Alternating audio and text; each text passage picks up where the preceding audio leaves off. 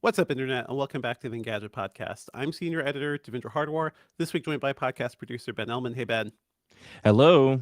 Hello. We're going to be talking about Nvidia's DLSS 5, which has caused an uproar in the online gaming community.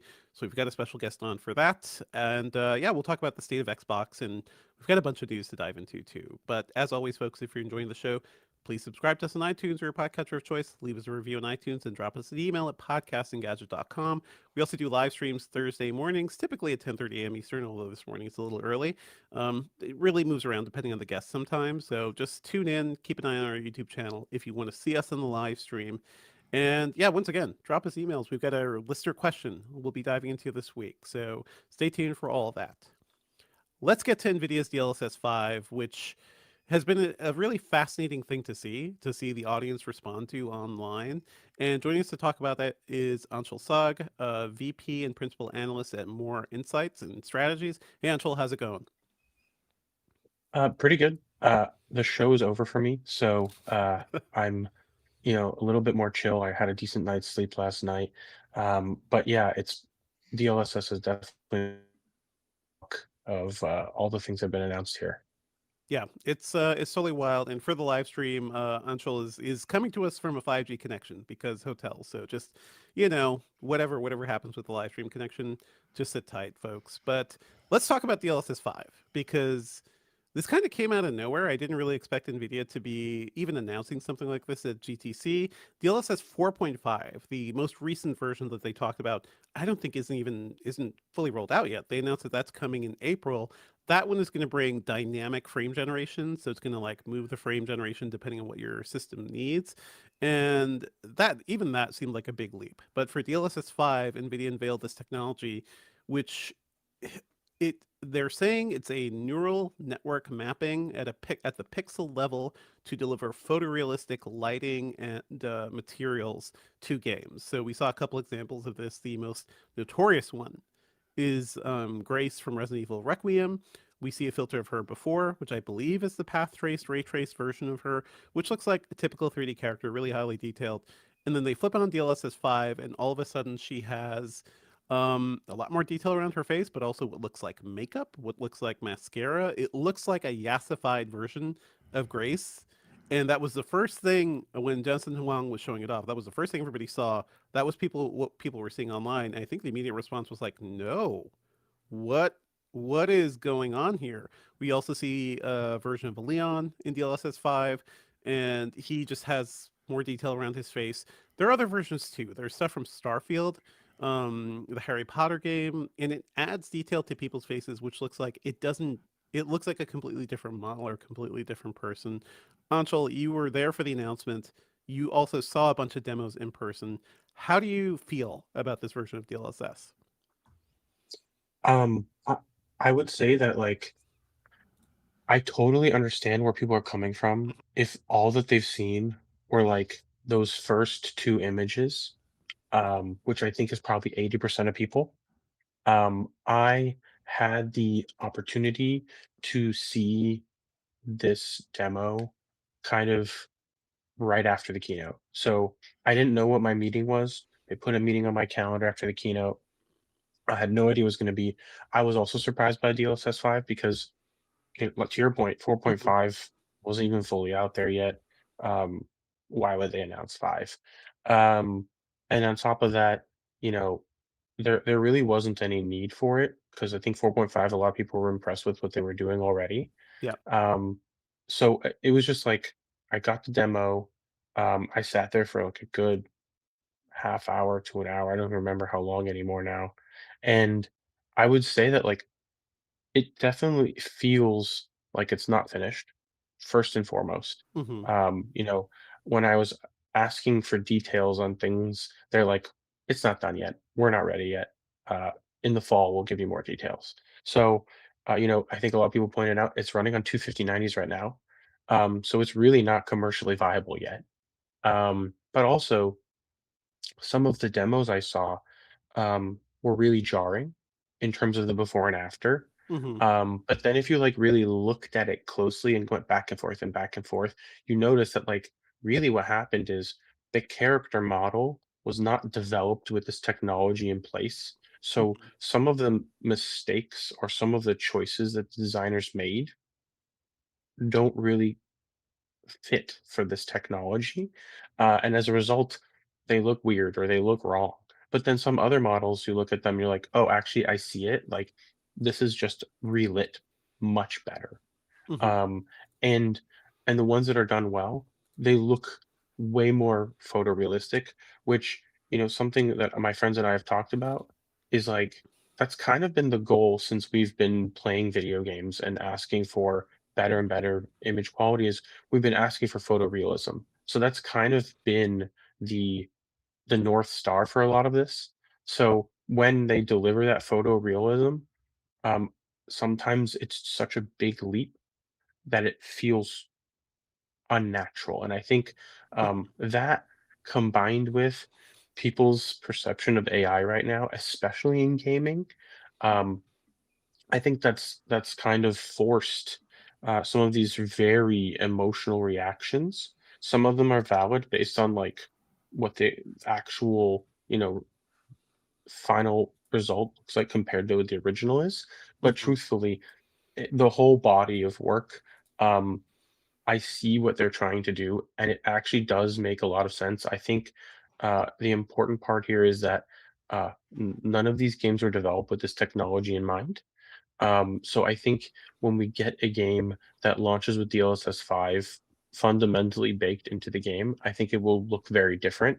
And I Mm-hmm. also think it's important for a lot of people to remember DLSS is not on by default. It Yeah. is a it is a feature you can choose to include and enable to get more frames from a game. Um, and you don't have to have it. So the game doesn't need to look like that if you don't want it to. Mm-hmm. And not to mention, there's different dials you can play with here. And that's another thing I asked was like, are there certain features that will change based on your DLSS settings? And they said, yes, but we don't know what those look like yet. So I Mm-hmm. just think that like this was a very early launch because they don't usually talk about Yeah. these kinds of things like DLSS so early. They usually launch them, or announce them weeks before they launch. This is, probably 8 months before it launches. Mm-hmm. So I think we're in a place where I think they may have announced it too early. I think their communication wasn't that great, but I think the response was overwhelmingly negative. Yeah. And I think not with enough validity. Yeah. I kind of the immediate response to this, I was thinking of the Fallout 4 meme. Everyone disliked that. Nvidia's excited about it. Jensen Huang's excited about it. They say some studio heads are excited about it too, and I can kind of see why because technically, it's sort of like the promise of AI that Hollywood studios are looking at too. Is like, oh, you mean you can make my thing look better with less work on my end with a bit of AI post processing? That's great for me. That's great for my bottom line. It was interesting to see the immediate gamer response to be like, no, thank you. And that does tie into like the general sentiment towards AI right now and AI generated video. So I'm not too surprised by it, and maybe people can be going a bit overboard because I do think some of the environmental lighting that we see here, they showed some Assassin's Creed shadows. That looks like it could be interesting. That looks like it could be good. But I also really think Nvidia's totally like overplaying what this is or overstating what it is because the press release for this in Jensen's announcement is like, this is the greatest upgrade in computer graphics since we launched real time. Sorry, since we launched real-time ray tracing in 2018, and that was with the RTX 2000 cards. And even then, that I remember that demo. I was there for that launch event, and they around then, 2018 or 2019, there was the ILM X Lab video that showed the Stormtrooper video being rendered in real time, and it was Hmm. Stormtroopers with like the lighting and reflections going down an elevator. That looked impressive because we had never seen anything like that before done in real time. It looked like a Pixar thing, and we all thought like, "Oh, that you mean I could do that at home on my video card? That's incredible." I don't know if this particular edition it is a big leap over like where we are now. First of all, not many people have like the highest end graphics to have really playable path traced ray tracing. You have to have you could do it on a 5070, but ideally a 5080 or 5090 to get that going, unless you're playing at a lower resolution. But it's not something many people have access to. And if you do have access to, that already looks really good and pretty realistic lighting wise. I don't see the big visual leap that they think that they're getting here from DLSS 5. So from your conversations with people, Anshel, like what is the excitement in Nvidia? Do they just think like, they've been working on this for a while and they thought people would like additional graphic niceties that maybe aren't that different from path traced ray tracing? I think that they seem very excited about it. I think Mhm. they want this to be something that people enable, and specifically game developers want to include in their games. Because again, this is one of those features like if the game developer doesn't support it, it's not Mhm. happening. There are some ways to force it in their driver that they've kind of enabled recently. If a game developer doesn't enable it, um, but in general, I'd say like they were very positive. Um, I think really the message I was getting from them was this is very early. This is Mhm. earlier than we've ever shown it. And that was before the backlash because the backlash, still was building in the Yeah. moment when I was getting the demo. Yeah. But I really got to say, like, I think this will be seen as something that's very big in the future because if you look at the market, neural rendering is going to be the future Sure. for pretty much every single GPU moving forward.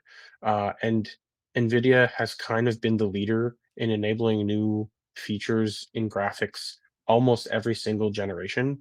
They were the first to do like ray tracing Yeah. in the GPU and not requiring dedicated hardware. Um, and they kind of moved the industry forward on super sampling as well. So specifically AI enhanced super sampling. Mhm. So I just think that this is going to be another thing where NVIDIA is going to probably take a little bit of um, hurt for the way this launched. But I think in the fall when they have it much more baked, um, I think that people will be much happier with this. I also think people might forget because it was 8 months later. People will probably go back and like, oh, there was some backlash. Well, now actually, NVIDIA's put more resources behind it, and they've made sure that like the tuning looks a lot more like it should. Yeah. Yeah. And you know, they're gonna probably have some games launch with this fairly soon, close to the actual launch of the feature. And I think those games will most likely look very good. And again, the developers are gonna be the ones who determine really how this gets rolled out. And I hope that this isn't something that's going to be stuck with only the highest end gamers because generally speaking, DLSS has been a very positive feature that people turn on and they get free frames from it. And in general, it does enable a smoother, more enjoyable game experience. Yeah, I mean, I remember when DLSS launched in general too. Everyone was like, "Wait, so you're rendering a game? This is like DLSS 1 and 2. You're rendering a game at a lower resolution and you're using machine learning to show us what it could look like at a high resolution? That seems weird. That seems like some dark magic." And I remember the initial response was like, "Ugh." And then as people got used to it and as it got better, I think people just kind of lived with it. And by the time we got to DLSS 3, that was when they introduced frame generation. So then there's a whole idea of like, oh, you're just magically increasing frame rates. How is that working? And again, there was initial pushback to that, just because the idea of it Fake sounded fake wonky. frames. Yeah, fake frames. And I do. There is kind of a point to that. By the point you get to like 4x frame generation, it's like okay, you're you're going overboard. You're going a little crazy, and that does affect the sort of like latency and lag that you feel when you're playing a game. But also, there's a good balance now. If you do like 2x frame generation in 4K, and you're also getting DLSS upscaling there too, all of a sudden the idea of playing a game in 4K, even if it's not natively being rendered in 4K, is a lot more possible on other hardware. So, yeah, if you have a 5070, if you have a 4070, honestly, or even some of the 30 gen cards, like you can get decent performance thanks to DLSS. But again, even the ray tracing aspect of that took a while to trickle down to consumers, right? Because both the PlayStation 5 and Xbox Series X were they have ray tracing, but only if you enable the sort of like quality graphics mode in some games and live with 30 FPS, and that was just not doable for most people. It took until the PlayStation 5 Pro came out for that to really hit console gamers, but then you're spending $700 on the console, which again, out of reach for a lot of people. You mentioned, Anshul, that yeah, not everybody needs to turn this on. You could just live without it. It doesn't really affect anything. I think the worry people have is sort of like the downstream effect over time with this. If Nvidia is selling this as DLSS 5, this is kind of the vision of what they want for the future of computing. I think people are Sure. worried about that, and I think that's a real concern a little bit there. So I was looking around on Reddit for what the response among gamers was. And Anshul, I'd like you to respond to this one comment that I've seen a few times. This I mean, the general sentiment, but like I'll read the actual comment from a Reddit user named Oxbuddy. They say, while you're wondering how could they possibly think this is a good idea to show this, every game studio CEO is licking their lips at the prospective cost savings of Mhm. firing half of their asset teams. Nvidia is offering to outsource more than 25%. I think that's um, a high estimate, but more than 25% of their development costs to the user's hardware within the next several years. This was shown, what, a couple of days ago? I bet there are already thousands of pages of serious planning being written at the highest levels of the industry. Like it or not, you're going to play a game utilizing this technology in less than 10 years at the absolute most. What would you say to gamers who really care about the overall health of the industry and the people working in it as well? Yeah, I think that's always a valid um, concern whenever new technology that makes something easier is implemented. I do think that there's still going to be people who have to implement the technology, tune it, um, make sure that it runs smoothly. There's still going to be a lot of people that have to be involved with the implementation of this technology, Mhm. and I think fundamentally, uh, there is a move towards neural rendering, regardless of whether or not NVIDIA will launch it. Mhm. So I think this is a direction that the entire industry has been planning on moving for a while. I've seen these architectures in place for quite some time. So I think it's really like it's possible that we've already seen the game industry account for this. Mhm. Um, and I think that, we are in a pretty dire place for the game industry, but I also think a lot of that has to do with consolidation. And I think a lot of that has to do with, um, the industry over investing when there was boom times, and we haven't really like fully come to terms with that yet. So I think there is some validity here, but I also think like I have yet to talk to a game developer that says that this is going to cause them to lose their job. Um, Mhm. and I think, obviously having the game developer executives be the ones who talk about this is a little bit unfortunate in terms of like the audience, but I think we should definitely hear more from actual game developers who would implement this. Mhm. And like, what about the indies, right? Like, what if this makes indie games better, right? I think that's the flip side of this is um, indie game developers can implement this fairly simply and easily and enhance their game and get it to market faster, which could create more competition and make better games cheaper and be able to have more people buy more games, which is also a positive thing for the industry. It feels like this is the eternal debate we keep having, right? Like there is that flip side to AI generation in general, right? It could make indie film directors make it more viable for them to produce scenes and get their ideas out there. But I think I can't help but think of like the market realities of this, right? Like when Todd Howard and the executives are like, "Yes, this is great."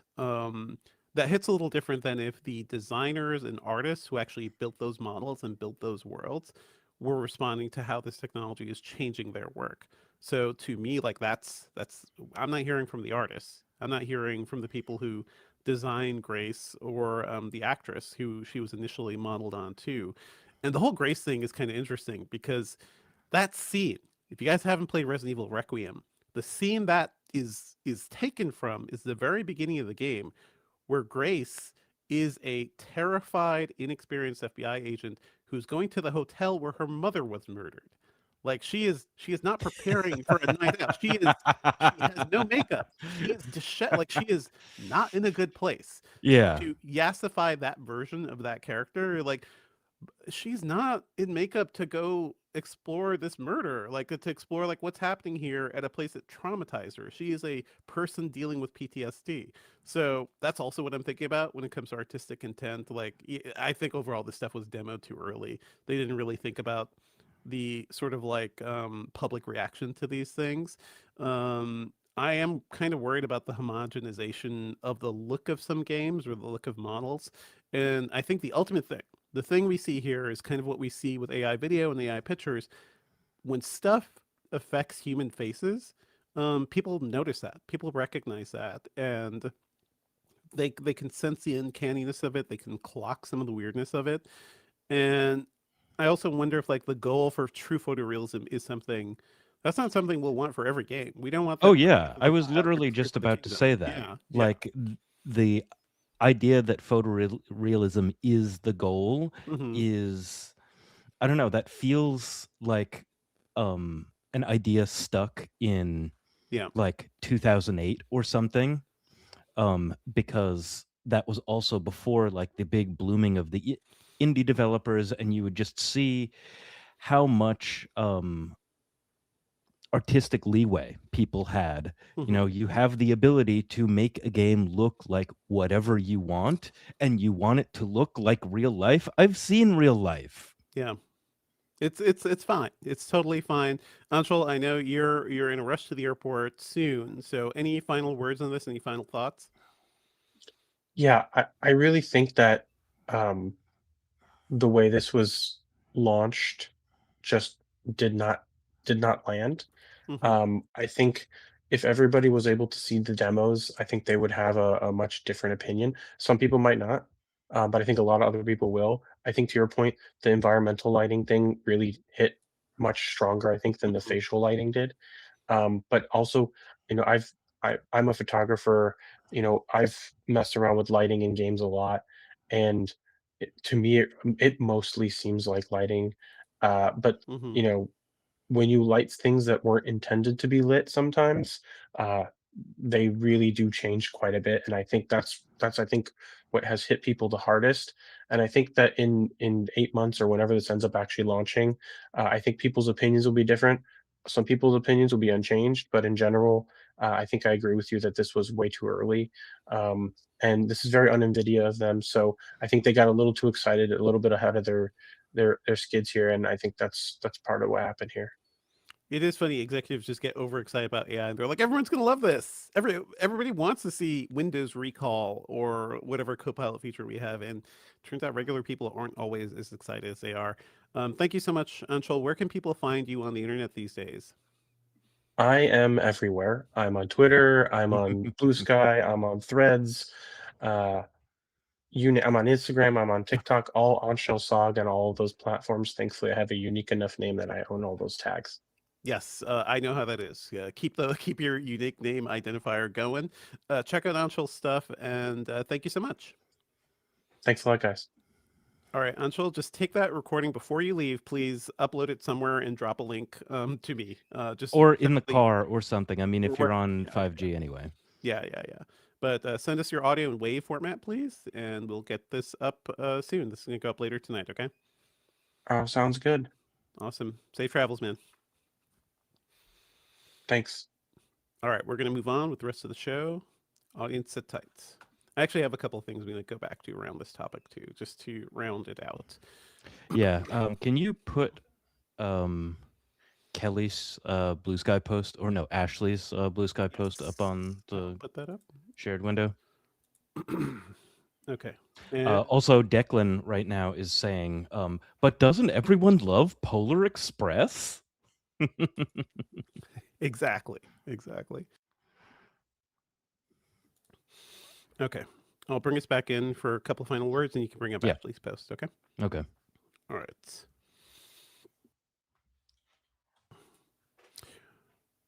All right. I'll do this in this And order. you want me to hop off? Yeah, go ahead. Yes, Go ahead. please. You can go take your taxi. See you, man. Yep. Do this. Let's do it this way. A couple of final thoughts on this topic. It is really funny to see Digital Foundry, normally a really trusted brand when it comes to talking about game graphics and things like that. They initially released a very positive video about DLSS 5 after it was released. Like they were pretty positive, and then again immediate immediate criticism from their audience, thinking they were paid by Nvidia for this thing, and they've even come back and said that maybe they shouldn't have released it so early because they were kind of in the afterglow of seeing a demo, and I know how that is. I know how it is to see something that kind of blows your mind a little and feels brand new, and then you come off of that high and you immediately like respond to it. It's easy to be a little overly impressed. Like that's happened to me, happens to everybody. And you also don't get to check the temperature of how people are responding to this thing. Like, how are artists thinking about it? How are developers actually thinking about it? How are the people who are going to be using this technology thinking about it? So I think it's kind of a fair problem that they're dealing with. Digital Foundry also released like a very long, hour-long session, like a talk about it, a little more in depth, and also from one of their members who's more critical of DLSS 5 and is very much not sold on it in the way that their initial video was. So go check out that stuff. I think it's really interesting to have that conversation. And Ben, you want to point to some stuff online too, right? Yeah, just another example of folks responding to this. This is a person who works in post production. Her name is Ashley Lynch. She's an editor and colorist, and like works in the film industry. And she is talking about um, Mm-hmm. just the weird kind of like sexism that comes up whenever you talk about like female faces in games, and it's like, why aren't they hot enough? Because Devendra, you should scroll down to the one with Aloy right Yeah, below. yeah. I think that's the one that really sticks out, because Aloy has been like a lightning rod. This is Aloy from Horizon, the Horizon series, Mm-hmm. has been a lightning rod for people saying she's not whatever enough for a long time. Remember a few years ago when I think Forbidden West had just come out, or they had, published some teaser images for Forbidden West, and they wanted to show off how good the graphics were. Going back to what Anshel said, how close to photorealistic Mm-hmm. they were getting in terms of the graphics. And all people could say was, ew, peach fuzz. She's got little hairs coming out of her face. Guess what? She's a mammal. Yeah, tell us you've never seen a somebody else in person, basically another human, not just a woman, like anybody. Everybody's got a little peach fuzz. That's how it works. That's how we work. Yeah. So, and then connect this idea with Grace, not having a good time. And Ashley is saying, like, this is really just going in the direction of some of the worst sentiment online, Hmm. because I've seen a number of fan edits of Aloy. And the one that we're looking at right now is on the left is, the actual in-game image. I don't even On think the that's the right, that's not the actual in-game Aloy. That oh, is it? it is like they definitely did something Oh, to that model. did they Yeah. do something? Okay, well, It looks like a see, worse version of Aloy, and then this like, yassified model Aloy. yes, yeah, That's like evil. literally like a Facebook, a Instagram, or let me try that one more time, because it's TikTok or Snapchat filter of like light makeup,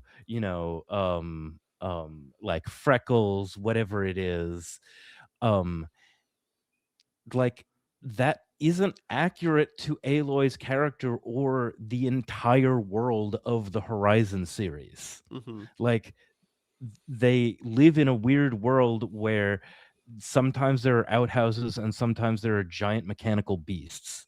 So like it's not like you have perfect shower facilities. It's just really frustrating. And the idea that now we can automate this and automate it more in the direction of some of the like worst impulses of fans rather than the artists who make these games is It's feels what's ominous. But again, like Anshel said, this is a early demo of the technology. We don't know what it's going to look I like just at have the to say, very end, but yeah, when we talk about AI stuff and we talk about, hey, please share your disgust. If you do not like something, please say it loudly. Think of the Sonic model we'd be living with in those movies if fans were like, yes, we're okay with this ugly tooth Sonic. Sometimes it's often overreaction, like the crowd impulse is not always great, but when it comes to things like AI, it really does help to say you do not like something because that is the power we have as an audience. And I think these companies should be aware. Like Nvidia is one of the, I believe, is the biggest company in the world right now, or at least one of the most valuable, because of AI. Because they placed this big bet on GPUs a long time ago and parallel processing. It's a whole wide story. Because of video games, AI and Nvidia was in a good place for AI processing with their GPUs. I mean, And now because of video games, they were in yeah, good place for crypto. And then when people were really trying to like build the biggest possible crypto rigs, we also were like, oh, okay, so like let's try AI on this stuff. it's like, And we could do all sorts of stuff. It is funny, like all the people that tried to sell me on like their random crypto scams years ago are really quiet right now. And some people that I kind of respected, like big designers in Silicon Valley, were like, "Oh yeah, I've got this crypto thing. I've got a Web 3.0 thing going," and they would talk down at me about how like I was just not seeing the vision here. Where is that stuff now? AI is not the same level of a scam as crypto because a lot of it is happening and is making its way into products. But I do think the response to it, like we did to NFTs and other Web 3.0 stuff, like in Engadget, we just didn't cover NFTs because we're like, these are you fucking can make fun of things to yes, death if you yes, want to. you can make your disgust known, or just like the Simpsons say, no, Don't no, bully people to death, but you can bully concepts that you don't like to death. absolutely. And I mean, this is used for good and for bad because I mean, what is Gamergate but people kind of bullying It's concepts totally of like, Gamergate. It's the Mass Effect 3 ending that was changed because of a fan response. So more often, this is used badly, but I also think, hey, if you really don't like something and you see the industry trending in a way, say something because you do. We especially online, you have a voice. You do have a voice. So anyway, so Devendra, you also wanted to talk about Project Helix, Xbox's Project Helix, right? I did because we missed I mean this news happened last week and there was just so much going on that we didn't talk about it. But last week at GDC, which is a separate event, God, I hate this. I hate that Nvidia purposefully called their thing GTC and it's the week after GDC. I hate it all. But at GDC last week, Microsoft gave us more details around what this next generation Xbox console is going to be like. They're still calling it a console. They confirmed the code name is Project Helix a while ago. And we got some additional details from Jason Ronald, Vice President of Next Generation Xbox. Um, Somebody was like trying to stream the presentation too, wouldn't allow it. It's very strange. This was a closed door GDC event where people could talk about what was discussed there, but you couldn't see the stream or anything. But basically, Microsoft is saying yes, it can play PC and console games. It's also going to be using AMD's next generation chip, next generation GPU, and also using their what is the name of that? So their next generation technique for upscaling, basically. Like AMD has their DLSS alternative, and it's going to be that thing. I do wonder. Like the question is like, does anybody care about Xbox hardware right now? And really, the only thing Microsoft can do is be like, hey, this is a powerful box and it can play PC games. And I hope they're not stupid about how that's implemented, right? Like they should allow for the Steam storefront. They should allow for all the other storefronts where people have games. If you have games on GOG, if you have games download from all over, if freaking, I keep saying this, if Valve can figure out how to emulate Windows games better than some PCs can play Windows games, that is a problem.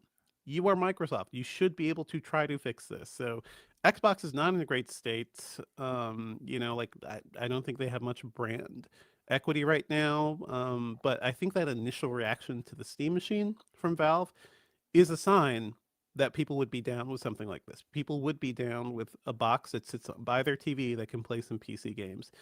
And if that's a thing they can do that Sony can't, and that Nintendo can't, that's your way in, Microsoft. That's your way to sell a different vision of computing. And also, was it this week or last week? Last week, they officially killed the "This is an Xbox" marketing campaign. Um, I think our post was, I guess this wasn't an Xbox. It really wasn't. It really, your phone, your computer, all the other stuff was not an Xbox. There's also the Xbox mode that's going to be coming to Windows, all Windows 11 computers. That's like a full screen mode that's on the Asus ROG, and that's going to just give you like a more focused interface for gaming. We'll see if that makes much of a difference, but I keep looking at this stuff and being like, it is the year 2026. You knew you were in the losing place in the console market in 2020 and in the lead up to the Xbox Series X and S. This should have all been the thing. This should have been the thing they were betting on from the beginning. So we'll see if anybody cares by 2027. That's when they expect that's when they expect developers to be getting some hardware, the dev kits, and that means maybe by the end of 2027 the actual consoles could be reaching consumers. Maybe it could be 2028. Again, there were reported delays around the PlayStation 6 as well, like the next PlayStation.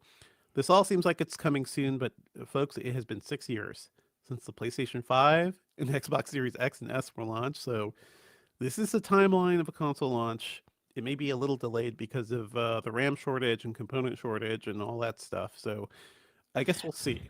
That's actually a perfect segue to one more Reddit comment on DLSS stuff that I found, which is someone who said, "Can't wait to not play these games on the PC I can't afford now because this technology exists." Because these games exist. Yeah. I mean, Yeah. but it's not because these games exist. It's because so much development has gone into AI things like DLSS 5, right? Hey, you know what's great? Anshel brought this up. Indie games. Indie games from developers, and they don't have to have perfect graphics. They don't have to have photorealism. I love stylized graphics. I grew up on Nintendo games, and Nintendo's still kicking butt with that, on the Switch 2. It is really funny how the Switch 2 is just out there selling like hotcakes, and Nintendo's like, screw this noise. Like, we don't have to deal with any of this stuff. You guys have your photorealistic fight. We will slowly add more power to our print money machine over here. Yeah. Well, yeah, let's Mhm. end this segment on a bit of a lighter note on DLSS 5. I really want to see how actual human artists can bend this to their will. Make this a tool Yeah. instead of something where you only have to half make a character model and then just be like, okay, well, whatever. Like DLSS is going to take care of the rest of it. And it should be clear, NVIDIA says like developers will have some controls over how DLSS 5 is implemented. We don't really know exactly what that's going to look like. My main worry is that it is people going to be doing stuff like, yeah, producing a low rent model or shipping out development to like other countries where they will produce graphics really cheaply. Like, this is what happens. The executives and the studio heads will want to save money as much as possible. So yeah, create low poly renders and then have DLSS 5 do all the work. I think that's kind of where a lot of things are going to go if people really overinvest in this technology. So we'll see. There's still a lot we need to know. I've not seen DLSS 5 in person myself. I kind of wish I was at GTC for this whole thing. But check out the Digital Foundry coverage, especially their like Make Good video where they have a good discussion about it all. And yeah, check out Anshel's coverage too. He's all over the place. I saw his TikTok, so that's how I knew he was there. Okay. Let's talk to chat for just a Yeah. minute. Yep. How's it going, folks? I saw a couple of very good comments from Josh's bookish voyage, saying the fact that DLSS is a choice doesn't make it any less worse. It establishes a precedent and normalizes technology. It is still a disrespect to the artists, changing how most people will see their art. Again, it feels like I think, Anshel, is misrepresenting the threat as if it Yeah. has to be a life or death matter. You will still need artists and game designers. Okay, not talking about Anshel, talking about me, but it is a threat to the slow erasure of their role. Yep. I mean, I kind of agree. That's why I am like pretty vocal about any of the threats towards AI, towards production of art, movies in particular too. I've been talking about that for a while, and I don't know. I am taking a hard line against using much of this stuff and seeing the value of it. It can be used as a tool, but I'd say only in the hands of the artists. A tool in the hands of the studio heads, in the hands of the publishers and the people who just want to save as much money as possible. That is a tool used in a very different way, and that affects how art is created. So that is my worry, and it's very easy to see that's happened before. It's happened before with all sorts of things. It's easy to see that happening again. Yeah, and I also think that it's an issue of if you're just like, wow, this is great, let's use this without thinking too much about it, Mhm. you will end up in a situation where several years later, you'll be like, wow, yeah, remember when people like actually like drew stuff on iPads? That was kind of cool. Like, why doesn't anyone do that anymore? It's you know what's great? Like I recently rewatched Across the Spider Verse with my kids, and really looking at that movie, it's hard not to look at that movie and be like, my God, the artists freaking cooked with this movie, with the amount of details in the models, the different characters, the backgrounds, the way certain scenes look. Um, and that movie got like the directors or the producers of that movie got some flack too for like maybe pushing artists too hard. Yeah, I don't know the full story with that whole thing, but Yeah, at didn't the very it least, take like several months to just to animate Hobie Brown? and because Didn't it look at take him. like half a year? Look at him. How does he exist? How does that character exist? The thing is, good art takes time. And what we don't want is producers like, pushing, hitting artists like, like horses or something, like really pushing them too hard and punching them to make things. But also, good art takes time. That is why the sequel to that movie has taken a long time to arrive. Is that coming later this year, I think, or next year? I have to double check. But it's been that movie came out 3 years ago, and it takes a long time to produce good art and good animation. But look at that movie and not be like profoundly, I don't know, inspired by what artists can produce. And they did use a lot of computer technology in that, like artists use computers, but they're not AI generating those backgrounds. Like a lot of that stuff is painstakingly put together. Go sit down and watch Akira, a movie that was animated per second. They weren't animating frames every other second for that movie. Look at the fluidity of that. So that is why I'm very much like anything that devalues artists, I'm kind of just inherently against. But anyway, Josh's another comment. Bookish Voyage also says, imagine never getting into Spider-Verse because the studio wanted to take financial shortcuts. Sure. Yep. And Beyond the Spider-Verse, the last one in this series, is coming out summer 2027. They needed that much time to Yep. make this movie. They needed an extra 4 years. Um, they announced it in 2023. Yeah. It was supposed to come much sooner, and then they delayed it because it was like it's gonna take some time, guys. Have you seen like what we do in these movies? And the producer, it was Phil Lord and Chris Miller who directed Project Hail Mary, that I'll talk about later. They were the ones accused of like pushing maybe artists too hard. I don't Mm. know the full story there. That is certainly another thing to worry about. But my God, human artists, we can do amazing things. Let's move on. Yep. And we don't need to spend much time on a lot of this stuff. Polymarket, I'm sure you have a lot to say though. Okay. Yeah. Let's move on to some other news. And hey, we saw that the Arizona Attorney General is suing Kalshi on illegal gambling charges. Almost like we had this discussion about how these prediction markets are kind of just betting. It's just betting, and maybe something should be done about it.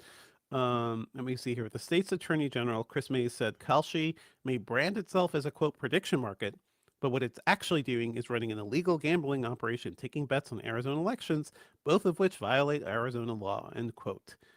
Yeah, yes, everyone should be saying this. More states should be saying this.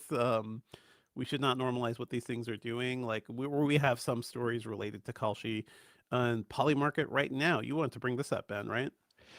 Yeah.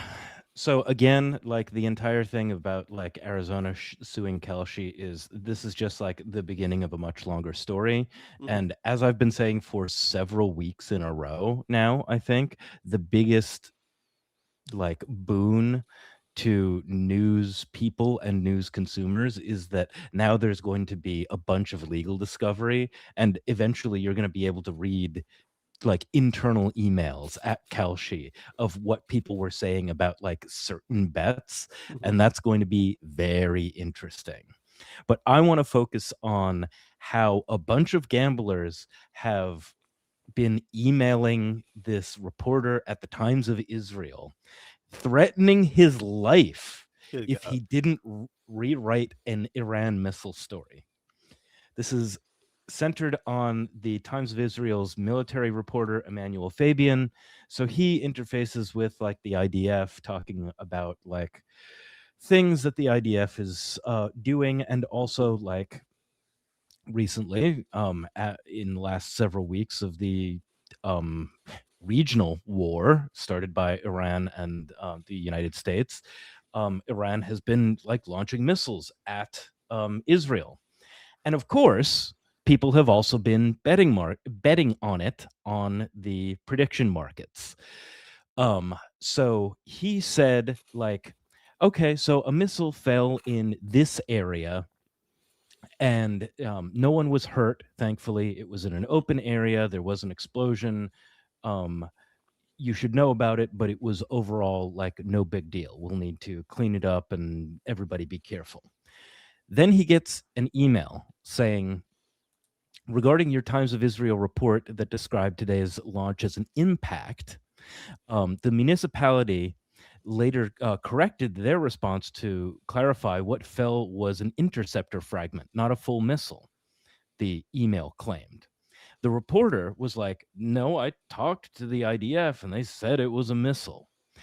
And he like didn't understand why he got several more Yeah. emails saying, correct this to be an interceptor, correct this to be an interceptor, it wasn't a missile, as if they knew what was happening better than the Mhm. military defending this country. It turns out that there was a bet on whether or not Israel, just the entire country of Israel, was going to be hit with a missile from Iran on March 10th. And the rules of the bet state, this market shall resolve to yes if Iran initiates a drone, missile, or airstrike on Israel's soil on the listed date, like in Israel time. Otherwise, this market will resolve to no. However, big clause here, missiles or drones that are intercepted will not be a sufficient for a yes resolution, regardless of whether they land in Israeli territory or cause damage. So if you have a Iranian missile that gets intercepted and fragments burst apart and someone is injured by a fragment, or one of the fragments like falls on a farm or something and kills a goat, that is more damage, more pain for real life people, Mhm. but then another bunch of people make money in one way or the other. And so the people who were harassing this reporter were all betting that um, Israel would not be hit by a missile on that day. Mhm. And it only got worse after that. He was getting emails and WhatsApp messages saying stuff like, if you do not correct this by 1 o'clock Israel time today, March 15th, you are bringing upon yourself damage you have never imagined you would suffer, he threatened in a very lengthy message. There was also another um, thing that said, I am requesting a response from you now in the next 10 minutes. We offered you an end to end this quietly with profit in your pocket and disappear, and everything disappears. Let's try that again. Mhm. We offered you to end this quietly with profit in your pocket and everything disappears. But it seems you think you can stall for time. People had $900,000 cumulatively riding on this bet. Jeez. And they were looking for like a resolution to go in their direction. this sucks a lot. Of course, the reporter Emmanuel was tweeting through this saying, "Hey guys, this is really weird." Like, and of course, bringing this to X is much more effective than, posting on Instagram or especially Blue Sky, because this is where I think a lot of these folks tend to hang out. Polymarket sees this and issues their response, just condemning it, saying like, "Stop threatening this guy. This sucks." Who would create the situation where a reporter was threatened for reporting reality? Let's I have mean, those yeah, moments. Yeah. it's hot dog costume situation. It's I think you should leave. Guy in the hot dog van drives into somebody's living room being like, "Oh my god, we need to figure out who did this." Gross. Um And hey, they're opening a bar. Yeah. yeah. Yeah, so Yeah. I'm also like really not sure until I see Uh-huh. permits issued in like DC bureaucracy saying Polymarket is actually opening a bar. I don't know whether or not to believe this, This but is such a Polymarket DC did story, by say, the way, too. Like every city gets the bars they deserve, and being having drinks at a thing where news is projected on like walls and like a 3D globe, such a DC problems. It seems like there, yeah. yeah, we're looking at it on the live stream right now. Imagine a sports bar, but just for situation monitoring. Live X feeds, flight radar, Bloomberg terminals, and Polymarket screens. Grand opening is this Friday. Yeah, Great. and I also don't know whether or not this is going to be something that is just like a pop-up or anything, but like, They could have rented out a bar and like retrofitted it for a weekend or something. yeah, It's yeah, and I mean, like also, like, yeah. they are promising things that they cannot deliver, because these images that we're looking at right now are so very obviously AI generated. You mean they can't get a holographic globe?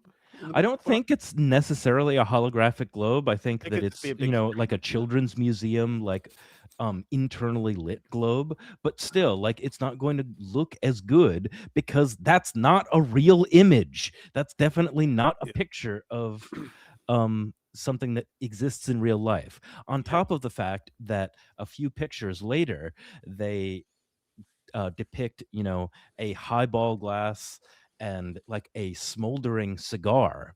And like, that's fun to think about, but smoking has been illegal in most public places around the country, not just DC, for decades. So somebody just was like, It's vibey, let's do it." It's vibey, but we're Polymarket. We don't follow rules or local laws. We just go. This is the vibe we're going for over here. Um, Sick sad world. That's what we're living in. Let's talk about something that's less sick, less sad. Apple announced the AirPods Max 2. We're just They're getting a gonna little break until we go into sicker, sadder world, yeah, but yeah, yeah, let's yeah. talk about Let's AirPods. let's have take a breather. The gadget breather, everybody. AirPods Max 2. They're coming with the H2 chip. Freaking finally. I will tell you, folks, these headphones do not make sense, especially when you could get Sony's great WH-1000 XM series phones for like 300 or less, especially if you get them refurbished or something, which have great ANC and great sound quality. But also, I have had this weird urge to get AirPods Max for the past couple of years. I'm just like looking for sales, looking at my credit card points and being like, "That's I should do this." Can I And it's cash just like, these down to like actual money and then just yeah. get AirPods for free, or no? It's basically business cat sitting reading reading a newspaper at the table. It's like I should get the AirPods Max. Yes, that's kind of how I feel sometimes. But now I was always like, that has the old tech. There's surely they're going to update these at some point. They're still And now they have. They have. They're still $549. I don't think I'll ever spend over $400 for headphones, no matter how good they sound. And they didn't fundamentally change the design or anything, and people still complain that they are heavy and maybe uncomfortable at times. But also that when you're in the middle of the day and working, and like the way you can flip AirPods between different things, like from your phone to your computer to whatever, um, it is such a great thing. Like not to juggle Bluetooth pairing or whatever, like as you're working, like it's very seamless. So that is why I'm feeling the pull to these things. I don't know. Let us know what you think. I wish they fixed the design a little bit here. I'd also really love to just go to some kind of listening room Hmm.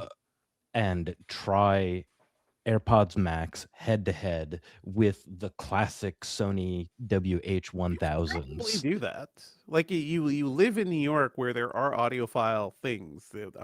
You could probably find a place to do that. So. Okay, yeah. What I want to do is like go to not just a dead silent listening room. I want to go to like some place that has a um like a simulator for an airplane, Mhm. or like some place playing just like street noise. You could just put your phone close to your head and play noise loudly, play like a New York street scene loudly, and Yeah. you'll get the vibe. But apparently these have better noise cancellation, which is good because the thing Apple is in a weird place because the AirPods Pro 3 have such like freaking magical ANC that I'm at the point where I'm like, you know what?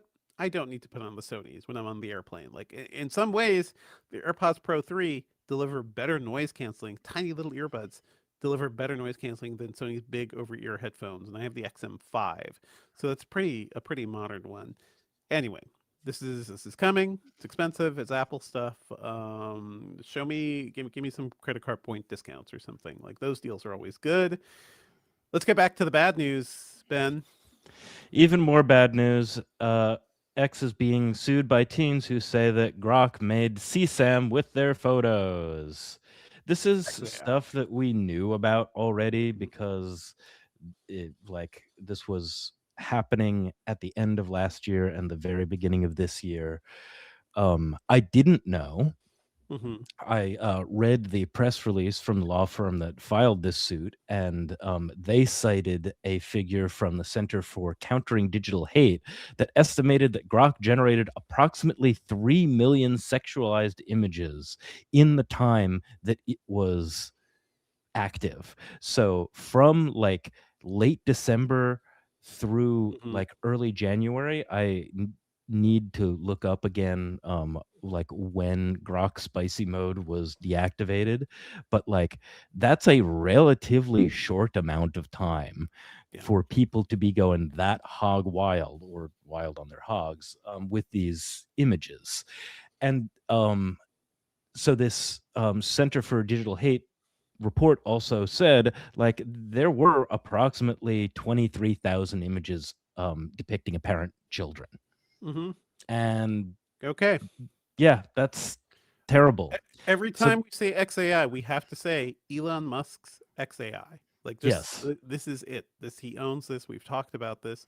Elon Musk, who is a Nazi, his legacy should also be, for everything bad terrible he's done to the U.S. government, the bigotry he's spewing online, also creating this CSAM generating machine that he did not really acknowledge or turn off as quickly as he could. So yeah, In the YouTube chats, DeepRo9 says this is what happens when your training data is 4chan. sure. Yes. And But your major user base is are 4chan users too, practically. yeah, so there is there are a bunch of testimonies from people who are affected by this, and there is one statement from the mother of Jane Doe 2, because all of these people are minors. You are not going to find actual government names in this lawsuit, saying that it's just really depressing what's happened to her daughter. Like, she was a teenager Mhm. just posting like anybody has for as long as social media has existed. But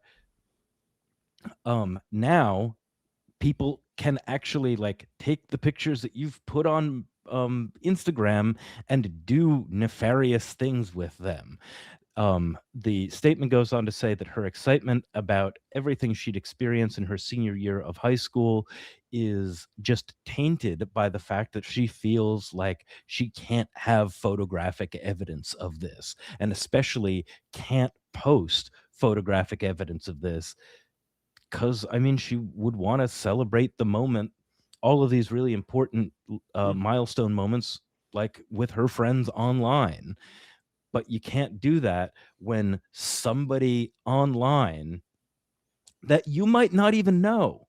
Yeah.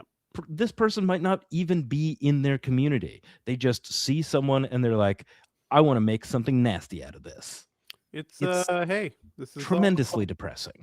This is all genuinely terrible. I hope this family like sues XAI and Musk for all they're worth, but also a reminder like this is happening also in part because we have such shitty data privacy laws in the US and these companies feel free to do these things. These features don't typically launch in Europe. They don't launch in markets where they know they will get in immediate trouble. So I don't know. This is the thing we keep talking about. Let's get back to less awful gadget Let's talk news. about gadgets again. Swing back over there. Samsung is ending its Galaxy Z TriFold sales 3 months after the launch. Remember that that thing cost $2,899, nearly $3,000. It sold out in minutes with each restock, but rising component costs made it unprofitable to keep producing. There are also like a couple sources in newspapers saying like Samsung never intended for this to be like a mass market product. Um, they always intended for it to be like limited sales, just to like be a Halo thing to show like, hey, we did this and not to sell it. I don't believe we got a review unit. I think we had some limited time with it. They didn't send out review units to media. I was skeptical of this thing from the start. Like this is clearly a showpiece, not a device really meant for use. And this is kind of what happened. So I'm not too surprised here. This isn't a sign that this thing has failed. It's just that it was never meant to be a true success because I think even Samsung can see how ridiculous it is to spend $3,000 on a phone, and also now everybody needs a freaking trifold phone. Like that's basically it. I'm gonna run through some other news here quickly. Meta will shut down its VR Horizon Worlds access in June. We talked about a couple of months ago that they'll be moving Horizon Worlds, which is it was their virtual world place where you can hop into different things and headsets and go explore things. I will tell you, in my limited time with the VR Horizon Worlds, it was disgusting. Like I went to this one that was like a Target. It was like a Target branded Halloween thing that just felt like a half-hearted VR thing. There were a handful of people in it. It was just sad, super sad. It was like going to a South by Southwest, pop-up type of thing, and nobody was there. Activation. Activation. It was an activation. It was literally a VR activation. Horribly depressing. In better news, a good tech company, better tech company, Nintendo. Wait. Before we Yeah. fully talk about Nintendo, how much money did Meta spend on Horizon Worlds? How many billions of dollars? It wasn't Horizon Worlds specifically, but I think it was like $70 billion across all of its meta. Yeah, I wanted to verify stars. that because I saw 70 billion flying around. Yeah, that was across all of its metaverse stuff or across all of its VR stuff, basically. So that includes the metaverse, that includes the headsets and everything. And hey, you know what? It's kind of maybe it's a good thing that Facebook was the one to burn all that money and not like a better company. Maybe in that way. Like I used to be sad that they bought Oculus. Like, oh, this company could be so special. No, Palmer Luckey turned out to be trash, and Facebook just poured money into it in ways that were kind of good because they were able to make super cheap VR headsets and get content out there, but also, you know, they couldn't help that market survive, and it kind of made us realize not everybody wants VR headsets. Maybe that will never be fully mainstream, and that's okay. To Nintendo. Nintendo has announced or released a Switch 2 software update that adds handheld boost mode to your old games. That makes most Switch games playable in 1080p in handheld mode, basically because the Switch 2 is much faster machine than the Switch 1. Many people don't know this, but the Switch 1 made games run slower and worse when you were playing in handheld, and when you docked it, you get a bit of a boost. I believe that was true for Breath of the Wild and some of the most demanding games on the Switch 1. So I've not set this out myself, but this is a nice little treat, isn't it? Does this make any difference to you, Ben? I went and looked on some games earlier today, and I wasn't able to see much of a difference, but I just think that it's a neat little software engineering trick that you can just say, hey, old games, run as if you were docked. Yeah. I promise you, this new platform that you're playing on can handle it. We're good. Although the differences between 720p and 1080p, and even at that display size, it's kind of tough to see that difference unless you're very eagle-eyed. But it's a cool thing to do because they know they have the overhead to do that with graphics. So that's fun. That's a nice story to end this section on amid all the horrors in the world. Moving on to what's going on around Engadget, I just want to share that Steve Dent has reviewed Apple Studio Display XDR. This is their $3,299 5K monitor, and it's 27 inches. I think that's the main thing. Like, Steve loves this thing, but he's also like, should be cheaper. It should be a little bigger because this is essentially replacing the 32-inch 6K Pro XDR screen that it was like over $5,000 that came out several years ago. So this is a very nice screen. I've seen it in person, and Steve is our like image guy. 27 inches and 5K. The pixel density must be insane. This one's 3299, but yes, the pixel density is insane. It looks ridiculous. It looks incredibly bright, but I'm so spoiled by screens, like big screens. We want big screens on our desks. I have a 32-inch 4K, the Alienware OLED thing in front of me, and like this is the bare minimum. I used to be all ultra wide all the time, but I actually find the having a little more vertical space is useful.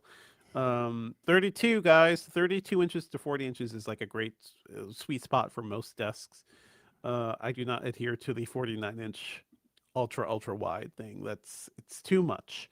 Sam Rutherford also reviewed the Dell XPS 16. He really liked it, just like I liked the XPS 14. And he also found issues with the keyboard. He didn't have as many issues with the keyboard as I did, but I can't in good conscience recommend the XPS 14 to people until they fix that keyboard. Check out Sam's review. It's called Return of the King. Both Sam and I are totally aligned with, the XPS brand coming back. That's a good thing for Dell. It is good to see the hardware out there. I don't know what happened to that keyboard. Dell knows how to make keyboards. They've been doing it forever. Anyway, quick listener email. Ash asks, hi, I've moved to Linux PC and now I'm looking to replace my iPhone 10 and my 10-year-old iPad to something more current. I'm at a crossroads where I can leave Apple completely or just continue with Apple and look for workarounds or go Android.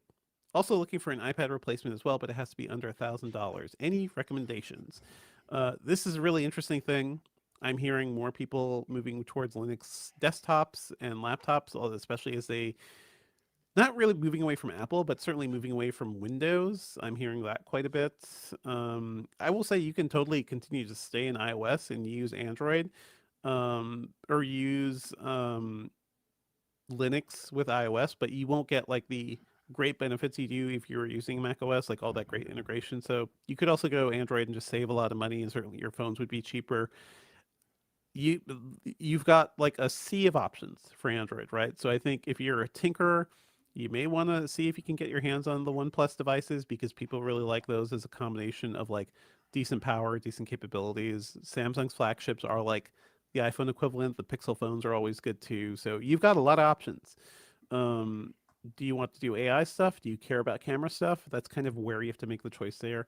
The Android tablet question is a good one, because there really aren't that many great Android tablets. When Sherlyn was doing the show with us, like we kept talking about this. Google just never. I have been talking about this just because I literally want to have a tablet that is outside the Apple ecosystem. I mean, you could totally do it, but it has to be a cheap ass tablet, right? This is a great iPad equivalent thing. Samsung's Galaxy Tab S series is very good. We recommend the S9 in our tablet guide. The S10 is also out, but also it's still an Android tablet. The apps don't look good. Like, Android is not optimized for large screens, no matter how much Google pretends they are trying to do that. So I do not recommend spending over $500 on an Android tablet.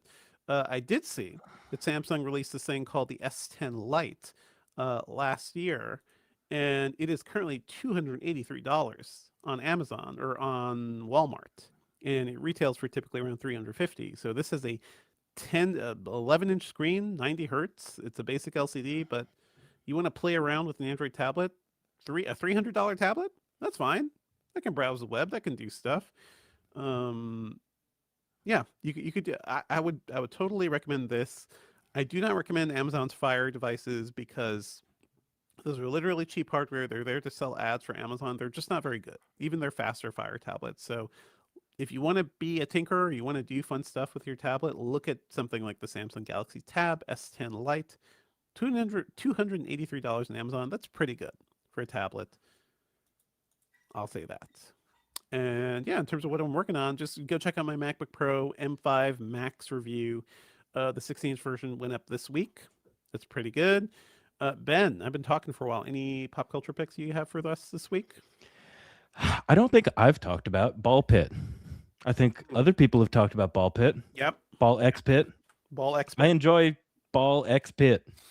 Um, I think this is the second of two really good games that I've heard about by Engadget's Nate Ingram. Yeah, they loves First one the addictive games. Yeah. First one was Vampire Survivors, Yep. and I think that he was just kind of like mining that same vein. Yeah. I mean, in general, like indie games have been mining that same vein for a Share while. the brauser tab where I have Okay. the screen share. There you go. There you go. Okay. Ball. Yeah. So now we got Ball Pit video. But it's I really like playing brick breaker games. And Mhm. especially like you send a snake of long ball or a long snake of whoops. You send a long snake of balls out to Mhm. break the bricks, and you can get up to hundreds and hundreds Yeah. of balls being sent out at the same time. This is Cool. kind of similar. It's It's very pinball again, too. Like it's very yes, pinball mechanics here. Yeah. it feels pinball-y. It feels yes, a bit like Vampire Survivors in the Yeah. sense that like you upgrade balls and you get Hmm. like passives that make your combinations more effective. You Hmm. can combine some powers and make them into like various different things. If you've played Vampire Survivors, you know what I'm talking about. Like Hmm. eventually you combine items to make more powerful items. Um I find this game really relaxing, and it's something that I've been doing before going to bed every night It's very for the chill, last slow. like month or so. It's just stimulating enough to, make me quiet my brain down a little bit, You mean but this not hyperactive so. game with the lights and graphics Okay, and it's not everything? it's not It's very hyperactive hyperactive. It though. is so maybe you're not hardcore enough yet, Ben, but this is a game that escalates. It escalates so quickly. I Yeah. I have gotten Breaking different. Holy Everything's Laser breaking and different. and Yeah. combined it with a bunch of Hmm. things that make it go crazy. But like it's not as what I mean is that it's not as demanding as something like Hades, where you're like Hmm. dashing around and like True. fights get True. pretty intense, especially like boss fights. It's like all you're doing is directing this line of balls wherever you Hmm. want, and It depends on the character watching you things get choose. broken down. Yeah, because some characters you got to do some thinking. You got to do Oh some yeah. reasoning. The Uh, folks who launch from the back, I don't. Too much thinking. Too much thinking against that guy. But hey, ball pit, good pick, Ben. I've been it's recently come out for mobile. yeah. I thought initially that this was maybe a mobile game that had scaled up to being Mhm. on like the Switch, but no, it's the other way around. Yep. Um, like pretty much exactly like Vampire Survivors. I think that Yeah. started as a Steam game. And so whenever I saw, Kenny Sun and his development studio is releasing Ball Pit on mobile, I'm like, Mhm. oh, okay, so you can just retitle this story as Kenny Sun to become a millionaire by the end of the month. I mean, Like, yeah, probably already from the sales of ball pit, but who knows? Who knows how that works? You know what you don't need for ball pit? DLSS 5. You don't need DLSS 5 for this game, and that is because all we need is you need to move a character around and things go boom. And yep, we have visceral fun game responses. I love ball pit. I it's wouldn't. fun. You don't need to Yeah, think about it too much. yeah, I think that it's a good thing for falling asleep.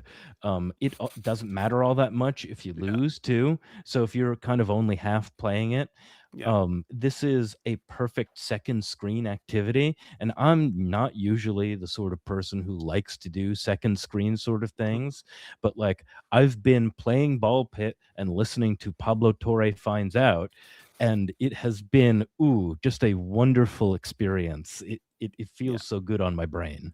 Also, games like this plus podcasts, great, great, great stuff. It just feels good. I want to quickly shout out. I just saw last night Project Hail Mary, the Ryan Gosling movie, the adaptation of the Andy Weir book, and I'm happy to say it is tremendous. The movie is phenomenal. I had high hopes because, first of all, directed by Phil Lord and Chris Miller, these guys have never made a bad movie. They are the producers behind the Spider-Verse films, but also they did the 21 Jump Street reboot, which, against all odds, was incredible. They did the Lego movies, incredible. Creators of Clone High, love that series so much. Freaking geniuses over here.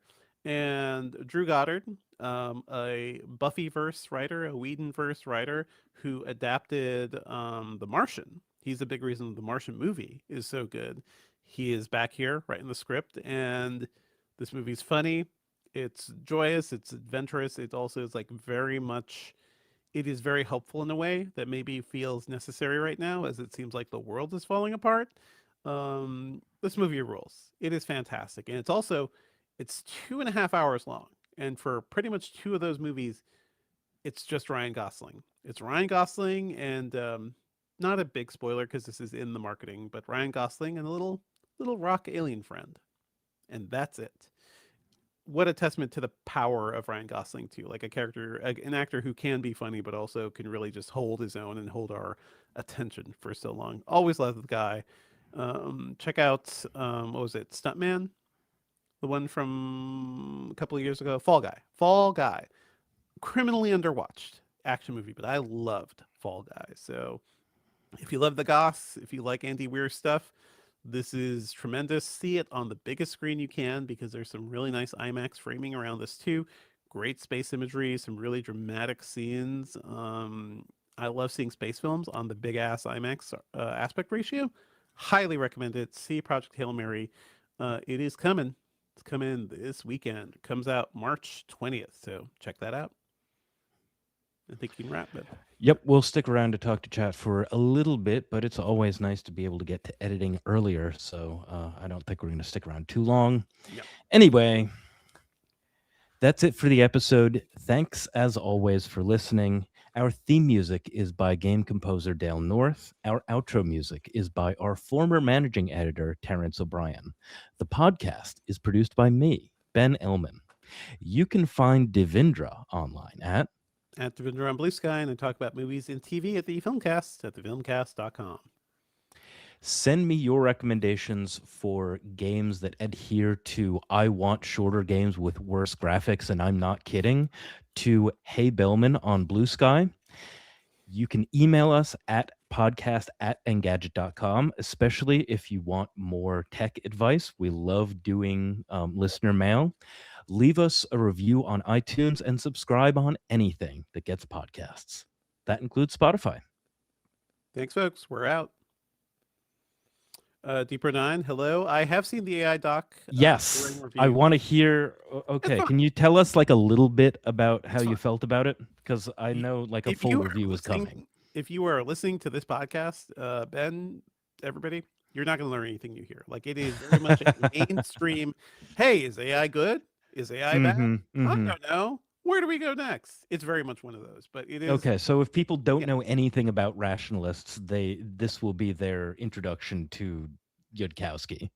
It is. It's basically that sort of thing. Like it's a pretty straightforward documentary. It's also like very much tied to, oh, I'm gonna have a kid. What's it like to bring a kid into this world where AI could potentially destroy everything?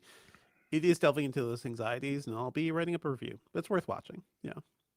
And also, speaking of, I don't know, kids and technology, do you have the MacBook Neo? Is it anywhere around here? Because my daughter was using it, and she was using it. She used it for a digital learning day recently for school, and let me tell you, she used to have to lug home a 6-pound Chromebook. Why does a first grader need a 6-pound Chromebook? Nobody does. Stop what it. Percentage of her body weight is that?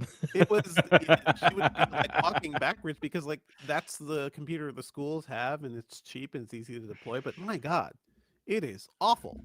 So she did her work on the MacBook Neo and then like just played around with it because it's a cute light computer and she loved it. So yeah. If you want to run upstairs and get the MacBook Neo, I can vamp for a minute or so. Sure.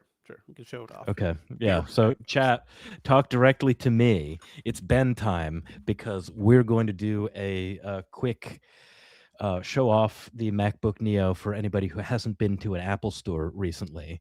I was able to go to an Apple store just this past weekend to play around with the MacBook Neo, and it's nice. It's cute. It's pretty cool looking. I'm not sure if anybody else saw a TikTok that has been like coming up on the feeds of the interested of this guy opening up the bottom of the MacBook Neo. One, it's really easy to do. It's just a bunch of screws. That's incredible. I'm going to have to talk to Devendra about that when he gets back. But two, this guy will then puts some thermal padding on um, the MacBook Neo and gets notably better performance. Now, there's an obvious reason why they didn't just do this with all of the units that they are shipping. It's because it like it radiates more heat toward your lap, and also like the heat could mess up the battery. Um but it's just really cool that you can do kind of your own little mod to a MacBook Neo and get better performance if you don't care all that much about whether or not you're going to cook your battery. Simon B will also ask Devendra how the heat dissipation and everything is on the unmodded MacBook Neo. Mo Esquire says, I came in late, but considering how everyone is mad at NVIDIA and AMD is barely favorable, do you think Intel's Arc series could be the next Apple of PC gamers' eyes? Devendra, what do you think? Listen, the Intel GPUs can do a lot of good stuff. Intel is not in a good place as a company. I would not be surprised if they don't keep doing those Arc GPUs down the line. Like they're just in a lot of trouble right now. But if you want a good deal on a budget gaming PC, like those Arc GPUs can do a lot. Yeah. So I think you saw that video that I posted on like Engadget Slack channels about this guy who puts thermal padding on what is it, the processor of the MacBook Neo, and gets like notably better performance. There's I already thought that was like there is a heatsink on it, but yeah, yeah. I thought it was neat that you could do that. There's obvious reasons why you don't. It makes it uncomfortably hot on your lap and could mess up the battery. But like the fact that you can even get into the components like that easily is amazing. And then also DPro9 said something that should be like stamped across the screen in like the Dark Souls font: warranty voided. Warranty void, indeed. I do have the cool color. I have the cool color MacBook Neo. Oh yeah, let me the citrusy color here. Sorry, I'm gonna stick a step back. I'm gonna move this over a little bit. But yeah, I like the color. I like the design. This thing feels so dense because it is the same exact weight as a MacBook Air, but it is smaller. It's like a smaller frame too, so it's kind of cool how they did this. It's good. I like it a lot. It's a cutie pie. And it's really easy for a kid to hold too. Like it's 2.7 pounds, but it's also like, my daughter can deal with this. She's 7. She can hold it. She can carry it. I like it. I like it a lot. And also very colorful, very whimsical in a way that Apple hasn't really been lately. I dig it. So Simon B is asking about how the heat feels on, Fine. not messed around with MacBooks. Yeah, it's totally fine. Yeah, it doesn't have a fan like the MacBook Air, but I was out there on a really hot 80-degree day. Sun was hitting it. I was putting all sorts of stuff on it. It was totally fine. I think mainly because it's running that A18 Pro processor and like it just doesn't run that hot. It's not like an M series chip. So those things are made to be in phones and in tablets that are outside in the heat. And it's managed it just fine. That's great. Mm-hmm. Any other comments? It is a great color. People were like really checking it out when I was using Mo it. Esquire says strong Mountain Dew vibes with that color. Like a half saturated Mountain Dew color, basically. It's very cute, but also it's $600. This is what I keep telling people. It is $600. You can do so much with it. And for schools, like I could see schools jumping on it because they get a $100 discount on Apple stuff. So for schools, it's $500. Yeah. Simon BMTL, I don't. So you have a 2020 MacBook Air. Is that an M series MacBook Air, or was it the old Intel one? Because I never, even with the Airs, I never get like burning, even when I'm stressing it. I get maybe if a MacBook Air gets too hot right now, like it can shut down or like start to stutter, but I never get heat. It's also good that you recreated the WWDC situation where you were sitting in the sun Yes. and like, okay, let's see if this thing shuts I did that. down, and it didn't. I did that purposely. Like I put on a hat. It was really hot, so I normally try not to work in direct sunlight. It's not good for your skin either, folks. Don't do that. Oh yeah. Like, okay, I'm gonna do this. And the screen was hot. The actual keyboard area felt kind of warm, but the system never felt hot underneath. It never like slowed down or crashed. So That's amazing. That's yeah. really great, especially because this is not the first time that I've seen that criticism of like, this is going to be a problem. Like, try using this on a hot day if you're outside. Like, your phones don't have fans. Our phones don't have fans right now. I know people are talking about like there are like little chips that can do a bit of cooling for phones and stuff. But yeah, Simon BMTL has the old Intel chip MacBook Air. That's why. Unfortunately, get an M series Mac and it's like freaking night or day. Or even this thing. This thing will be a night and day difference over an Intel Mac. All right. Anything oh else? yeah, if it's the old Intel chip, then yeah, it's just a different situation. I can tell you, as someone who went from an Intel Mac to a M1 Pro Mac, like it's God bless. Magic. Yeah. This is why, like, I don't want to sound too Apple fanboy, but sometimes they do a thing. And it's like, yeah, why didn't anybody do this before? This is a night and day difference, so much better. Wes Jackson saying Apple's done a good job of advertising the on social networks, and yeah, I see it advertised. I saw TV commercials for it, and yeah, I'm seeing non-techies and people who have older Macs or older Windows laptops are like, I should just get this. This should just be my writing machine. And again, the thing I pointed out, if you want a writing machine that can't distract you with power to do games or whatever, like it's also a good one for that. I love this thing. Great computer. I think that's about it. Thanks everybody for coming and collectively rolling our eyes at DLSS 5 together. That was fun. I think it was good to get some industry perspective from Anshel as well. Camera switching by me, OBS by Dravindra. You remember stuff we forget, you just make every episode a little bit better. It's fun to mention you in the show, and hopefully that gets more people on the live stream. If you're on the live stream, go listen to the podcast. Go download it. It's fun. Thanks a bunch, everybody. We'll see you next week. Thanks, folks. We're out.